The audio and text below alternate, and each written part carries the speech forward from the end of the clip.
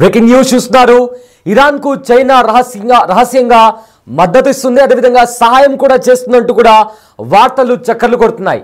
అయితే ఏదైతే రాకెట్లో నింపడానికి వాడే ఒక కెమికల్ ఉంటుందో దాన్ని పెద్ద మొత్తంలో కూడా చైనా ఇరాన్కు పంపించినట్లు ఇప్పటికే సమాచారం అందుతుంది. అయితే సోడియం పెర్క్లోరేట్ ని కూడా పెద్ద మొత్తంలో చైనా ఇరాన్కు పంపించింది. అయితే ఈ సోడియం పెర్క్లోరేట్ అనేది ఆ రాకెట్స్లో ఇంధనాన్ని నింపడానికి యూజ్ చేసే ఒక కెమికల్ లాంటిది. దీన్ని చాలా పెద్ద మొత్తంలో చైనా ఈ ఏడాది స్టార్టింగ్లో అంటే 2025 స్టార్టింగ్లో ఫిబ్రవరి మంత్లో చైనా ఇరాన్కు పంపించినట్టు తెలుస్తోంది. దీంతోనే ఇప్పుడు బాలిస్టిక్ మిసైల్స్లో వాడే ఇంధనాన్ని సోడియం పెర్క్లోరేట్ వాడి కూడా ఇజ్రాయెల్ పైన దాడి చేస్తున్నట్టు కూడా ఇప్పటికే కొన్ని వార్తలు చక్కర్లు కొడుతున్నాయి. అయితే నిన్న అమెరికా దాడి చేసిన తర్వాత, ఇరాన్ పైన దాడి చేసిన తర్వాత చైనా, అదేవిధంగా రష్యా అండ్ నార్త్ కొరియా ఈ 3 దేశాలు కూడా ఆ దాడిని తీవ్రంగా ఖండించాయి. అయితే ఇప్పుడు ప్రజెంట్ ఏదైతే ఇరాన్కి సంబంధించి ఇరాన్ వాడుతున్న బాలిస్టిక్ మిసైల్స్లో ఆ ఫ్యూయల్ ఏదైతే ఉంటుందో ఆ ఫ్యూయల్లో వాడే ఒక రసాయనం, ఒక కెమికల్ లాంటిది సోడియం పెర్క్లోరేట్ని చైనా ఇరాన్కు పంపించింది. ఏకంగా 1000 టన్నుల సోడియం పెర్క్లోరేట్ని కూడా చైనా పంపించినట్లు ఇప్పటికే సమాచారం. అయితే ఇది రాకెట్లో ఉన్న ఇంధనాన్ని తయారు చేయడానికి వాడే కెమికల్ లాంటిది. అయితే దీన్ని ఉపయోగించే ఒక కెమికల్ లాంటి పదార్థాన్ని తయారు చేస్తారు. అయితే దీంతో సుమారు 300 బాలిస్టిక్ మిసైల్స్కు ఫ్యూయల్ అనేది, ఇంధనం అనేది తయారు చేస్తారు. మొత్తం 54 కంటైనర్లలో 1000 టన్నుల సోడియం పెర్క్లోరేట్ని చైనా ఇరాన్కు తరలించింది. అయితే ఈ ఇయర్ స్టార్టింగ్లో అంటే 2025 స్టార్టింగ్లో ఫిబ్రవరి నెలలో చైనా పంపించినట్లు సమాచారం. సో ప్రజెంట్ ఇప్పుడు ఈ ఇంధనంతోనే చైనా పంపించిన ఈ సోడియం పెర్క్లోరేట్తోనే ఇజ్రాయెల్ పైన దాడులకు దిగుతుంది. అయితే 1980 నుంచి ఇరాన్కి సంబంధించిన మిసైల్స్ కార్యక్రమానికి చైనా మద్దతు పలుకుతూ వస్తుంది. సో చైనా డిజైన్తోనే ఎగ్జాక్ట్గా చైనాలో ఎలాంటి బాలిస్టిక్ మిసైల్స్ ఉన్నాయో అలాంటి బాలిస్టిక్ మిసైల్స్ని ఎగ్జాక్ట్గా కాపీ చేసి యాంటీ షిప్ క్రూయిజ్ మిసైల్స్ తయారు చేసింది ఇరాన్. ఇప్పుడు ప్రజెంట్ ఆ మిసైల్స్తోనే ఇజ్రాయెల్ పైన దాడికి దిగింది. ఏకంగా టెల్ అవీవ్, అదేవిధంగా ఇజ్రాయెల్లో ఉన్న మరిన్ని ప్రధాన నగరాలపైన ఇరాన్ దాడులకు దిగింది. దీంతో కంప్లీట్గా కొన్ని ఎత్తైన భవనాలు, ఇజ్రాయెల్లో ఉన్న కొన్ని ఎత్తైన భవనాలు కూడా ధ్వంసమయ్యాయి. సో ఏదైతే సోడియం పెర్క్లోరేట్ అనే ఒక కెమికల్ని చైనా 1000 టన్నులకు పైగా ఆ కెమికల్ని కూడా ఇరాన్కు ఈ సంవత్సరం ఫిబ్రవరి నెలలో కూడా ఇరాన్కు తరలించినట్లు ఇప్పటికే సమాచారం అందుతుంది. అయితే ఇప్పుడు కూడా ప్రజెంట్ కూడా అదే పెద్ద మొత్తంలో ఆ సోడియం పెర్క్లోరేట్ని కూడా మరి ఇంకోసారి కూడా పంపించే ప్రయత్నం జరుగుతున్నట్టు కూడా ఇప్పటికే ఒక కాస్త సమాచారం బయటకు వస్తుంది. ఒక వార్త కూడా చక్కర్లు కొడుతుంది. అయితే ఒక 4 days బ్యాక్ కూడా ఒక బోయింగ్ విమానం, చైనాకి సంబంధించిన ఒక బోయింగ్ విమానం కూడా ఇరాన్ గగనతలంలో కనిపించింది అంటూ కూడా ఇంటర్నేషనల్ న్యూస్ ఏజెన్సీస్ కూడా కొన్ని రిపోర్ట్స్ని కూడా బయటపెట్టాయి.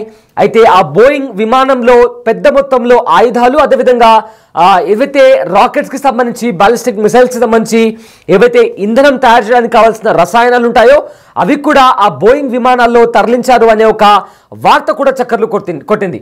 అయితే దానికి మరింత బలం చేకూరుస్తూ ఆ వార్తకి మరింత బలం చేకూరుస్తూ 2025 ఫిబ్రవరిలో చైనా సోడియం పెర్క్లోరేట్ అనే ఒక రసాయనాన్ని ఇరాన్కి తరలించింది. ఏకంగా 1000 టన్నుల సోడియం పెర్క్లోరేట్ ఏదైతే కెమికల్ ఉంటుందో అది చైనా ఇరాన్కు తరలించింది. ఇది రాకెట్ ఇంధనాన్ని తయారు చేయడానికి ఉపయోగిస్తారు. అయితే దీనితో సుమారు 300 బాలిస్టిక్ మిసైళ్లకు ఇంధనం తయారు చేయడానికి ఈ రసాయనాన్ని అనేది వాడతారు. అయితే మొత్తం 54 కంటైనర్లలో చైనా ఆ రసాయనాన్ని పంపించింది. సో ప్రజెంట్ ఈ ఏడాది ప్రారంభంలోనే అంటే ఫిబ్రవరి నెలలో పంపించినట్లు కూడా అనుమానాలు వస్తున్నాయి.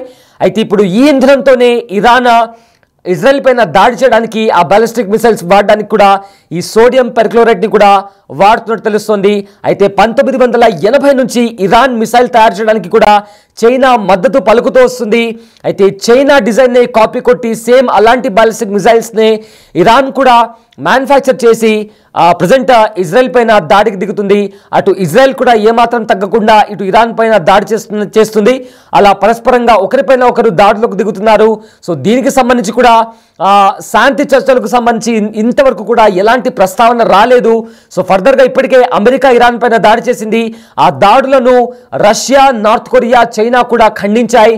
అయితే ఇరాన్ అమెరికాకి సంబంధించిన సిరియాలో ఉన్న, ఇరాక్లో ఉన్న అమెరికా ఆర్మీ స్థావరాలపైన కూడా దాడి చేస్తామంటూ ఇప్పటికే ప్రకటించింది. యమన్ కూడా ఈ యుద్ధంలో ఇప్పటికే ఇరాన్కి సపోర్ట్గా ఉంటుంది.